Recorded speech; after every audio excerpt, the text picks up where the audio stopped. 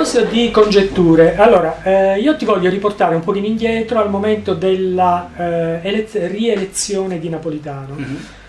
Noi abbiamo visto Piazza Montecitorio stracolma di gente, quindi il momento era particolarmente caldo. C'era della polizia, ma sicuramente non sarebbe riuscita a contenere, non era in grado. Si porta avanti il discorso del Movimento 5 Stelle con Rodotà. Grillo dice vengo in piazza, quindi la gente avrebbe assaltato Montecitorio. Era molto calda la piazza, lì ci possono essere tante valutazioni. Per quale motivo secondo te Grillo a un certo punto ha rinunciato ad andare lì?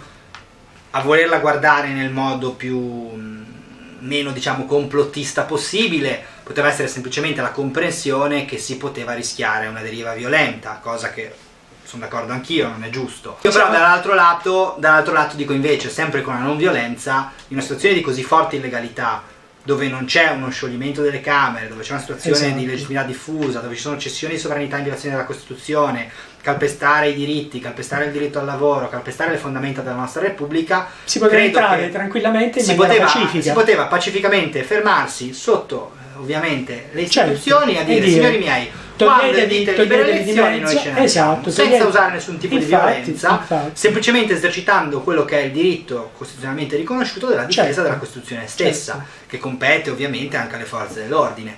Quindi sostanzialmente lì poteva essere uno strumento di pressione. Capisco che chi ha in mano folle di quel tipo, prendere decisioni del genere possa essere un peso da ma lui sapeva benissimo che aveva anche la responsabilità dei tanti che però devo dire che sì, diciamo che il controllo del dissenso insomma è sempre stato fatto, non ci sono mai state violenze nel Movimento dei 5 Stelle, non c'era un motivo particolare per pensare che in quel momento se l'avesse fatto ci sarebbe stata violenza.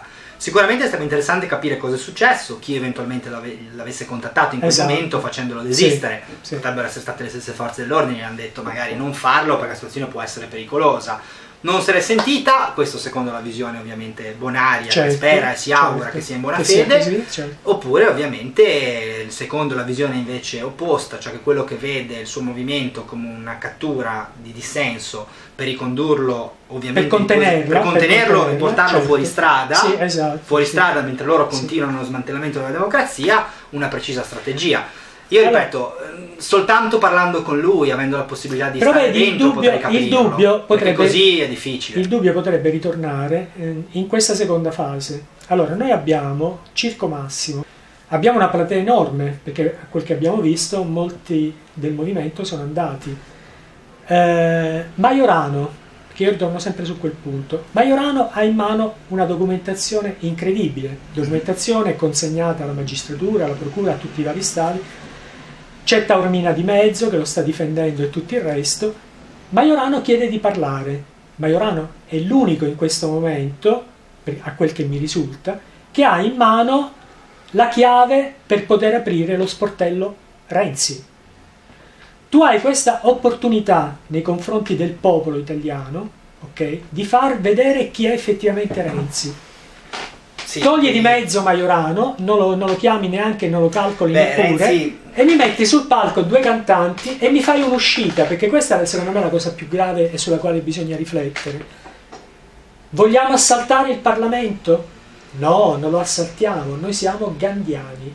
Cioè, questa frase mi è rimasta un po' indigesta, diciamo, non che io sia un violento che voglio assaltare magari cose, però è una parola forte, perché magari assaltare nel senso comunità è violento. Andare andare sotto il Parlamento e chiedere legittimamente le dimissioni di chi, ripeto, sta violando la legge, perché se non stessero violando la legge non si proporrebbe il problema. Nel momento in cui c'è però un tradimento completo della Costituzione, del suo modello, delle cessioni di sovranità, del modello economico, della stessa Repubblica fondata sul lavoro, c'è un tradimento completo dell'aspetto giuridico fondamentale di una nazione, uno smantellamento della personalità è un sacrosanto diritto e dovere costituzionale del popolo opporsi a questa situazione.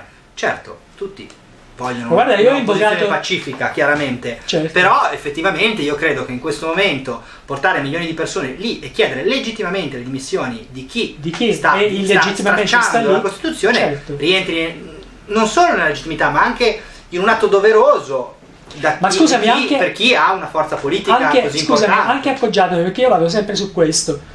Noi abbiamo un articolo del codice penale, se sbaglio dimmelo, che tratta proprio della legittima difesa. Certo. Per quale motivo questa legittima difesa noi non possiamo vantarla?